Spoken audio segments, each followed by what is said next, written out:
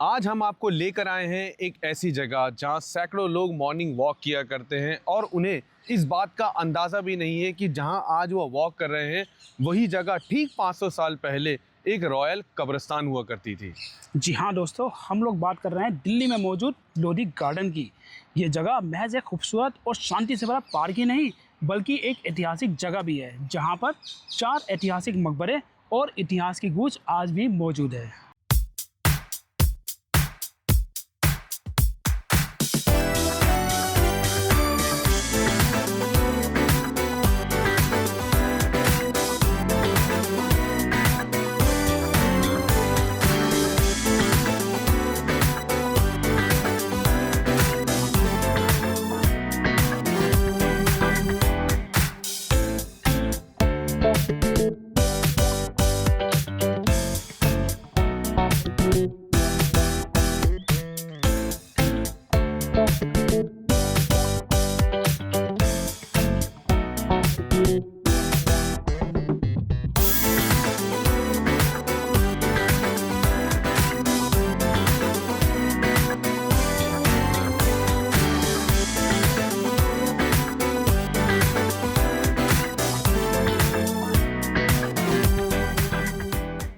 हाय, मैं हूँ एंडी, पेशे से एक फिजियो। हाय, मैं हूं सैम, पेशे से एक आईटी प्रोफेशनल। वैसे तो हमें पिछले जन्म के लंगोटी यार, लेकिन कुछ तकनीकी खराबियों के कारण मिले हैं इस जन्म में। इस तेज रफ्तार जिंदगी से लाइफ से कुछ मजेदार पलों को चुराते हुए ले चलते हैं आपको एक अनोखे सफर पर एंडी और सैम के अनोखे अंदाज में। क्योंकि जिंदगी सीरियस है बॉस। लेकिन हम नहीं। Welcome to our YouTube channel Andy and Sam the fun travellers.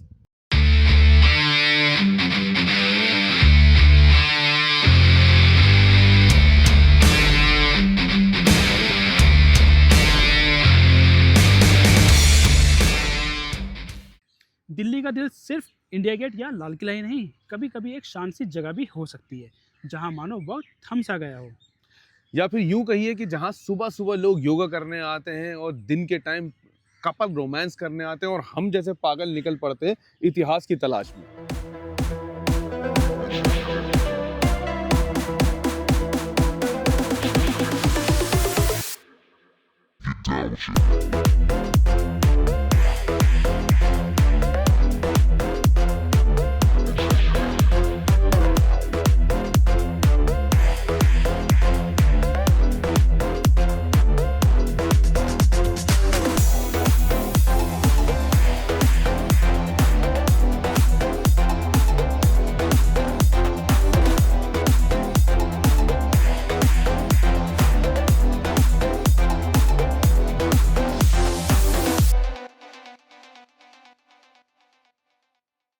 Lodhi garden लगभग 90 एकड़ में फैला एक सुकून और हरियाली से भरा पार्क है, जो कि दिल्ली के खान मार्केट के पास अपनी बाहें फैलाए आप लोगों के स्वागत में विराजमान है।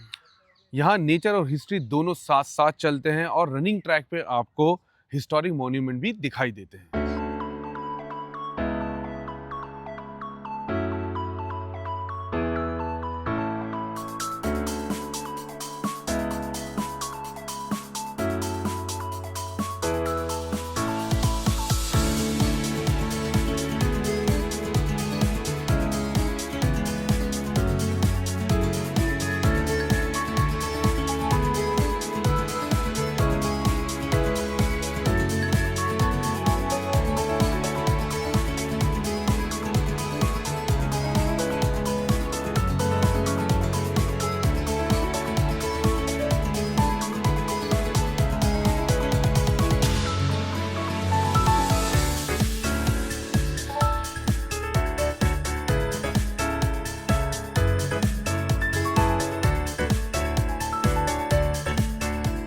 एंडी भाई, एक बात बता, ये पार्क कब और किसने बनवाया था? भाई, इसकी स्थापना 15वीं शताब्दी में हुई थी, जब यहाँ पर सैयद और लोधी डायनेस्टीज का शासन हुआ करता था। पहले यहाँ पर सैयद डायनेस्टी के मोहम्मद शाह का मकबरा बनाया गया, फिर बाद में सिकंदर लोधी का। तो इसका मतलब कह सकते हैं कि एक पार्क और 2 राजाओं की कब्रें। तो इसका मतलब वो साले आज भी अंदर कब्रों में भी लड़ाइयाँ करते होंगे जीतने के लिए जमीन। Come dance with me. Yeah, move your feet. Move your feet.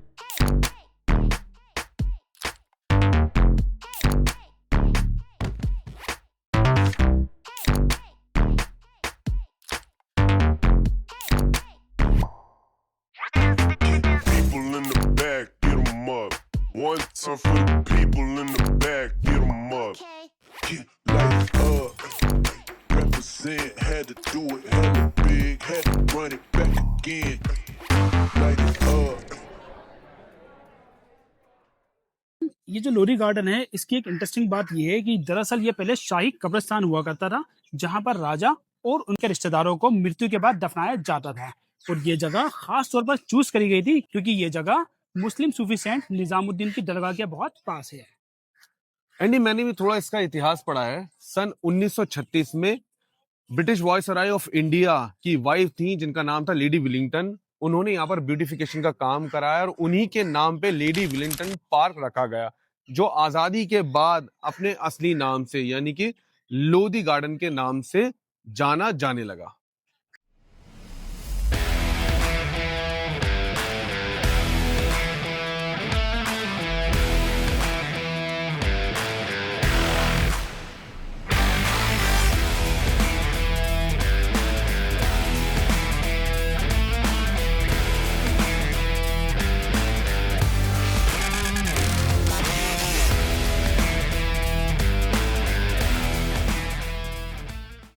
इस अहाते में जो सबसे पहला ऐतिहासिक मोनूमेंट बनाया गया वो था सन 1444 में मोहम्मद शाह का मकबरा।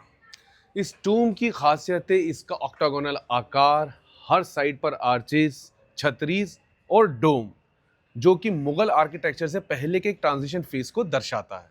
यहाँ के छतरीज और डेकोरेटिव ब्रैकेट्स राजस्थान स्टाइल से इंस्पायर्ड है, जो कि इंडो इस्लामिक कल्चर का एक अद्भुत नमूना पेश करता है।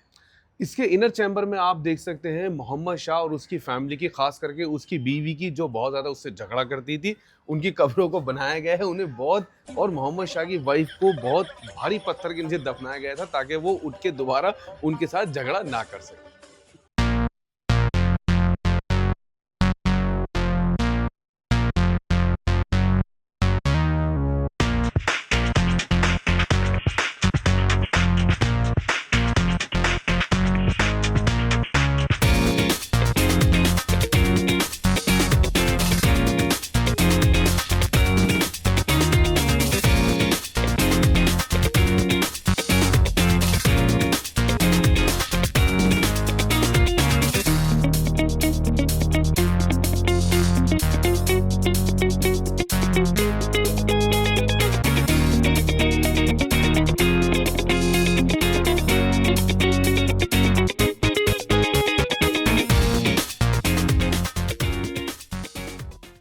सेकंड जो मोनूमेंट यहाँ मौजूद है वो है बड़ा गुंबद, जिसका निर्माण सन 1490 में सुल्तान सिकंदर लोदी के टाइम में हुआ था। हालांकि ये क्यों और किसके लिए बनाया गया था ये अपने आप में एक रहस्य ही है, बल्कि मैं कहूँगा कि इसकी पोजीशन के हिसाब से देखकर ऐसा लग रहा है कि ये मस्जिद के बड़े प्रवेश द्वार के रूप में किया गया होगा। जी हाँ सैम, सही कहा आपने। ये एक ग्रांड सेरिमोनियल गेटवे के रूप में इसका इस्तेमाल किया जाता था, जिसके पास ही एक फ्राइडे मॉस्क यानी जामा मस्जिद और एक मेहमान घर भी है। एंडी, मुझे मेहमान घर पे एक बात याद आई कि ये सिकंदर लोदी के जो एक दोस्त है भगंदर लोदी, ये उनके साथ बैचलर पार्टीज किए गए थे और ये मेहमान खाना जो है वो उन्हीं के लिए बनाया गया था।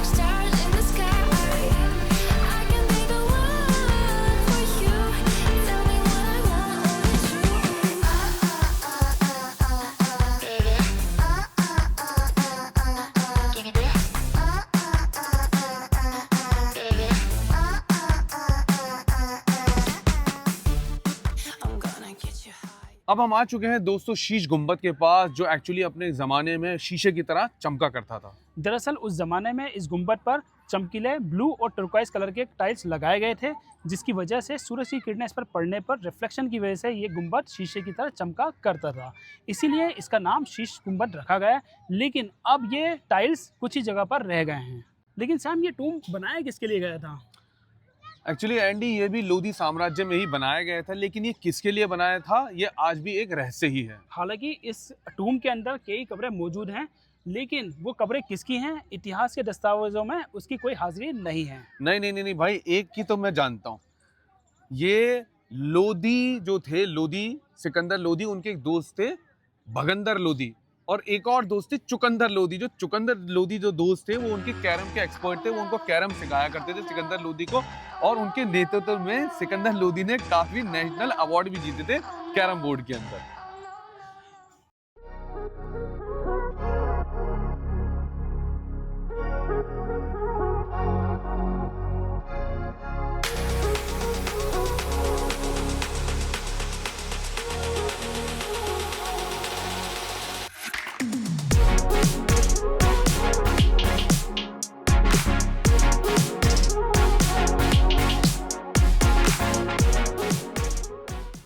तो फाइनली हम आ चुके हैं सिकंदर लोधी के मकबरे में। अंदर वीडियो शूट करना अलाउ नहीं है, तो बाहर से ही हम इसकी जानकारी देंगे। इस टूम का निर्माण सुल्तान सिकंदर लोधी के मृत्यु के तत्पश्चात उनके पुत्र इब्राहिम लोधी द्वारा कराया गया था। सिकंदर लोधी लोधी साम्राज्य के एक बहुत ही पावरफुल शासक थे, और ये वही शासक थे जिन्होंने आगरा सिटी की नींव रखी थी।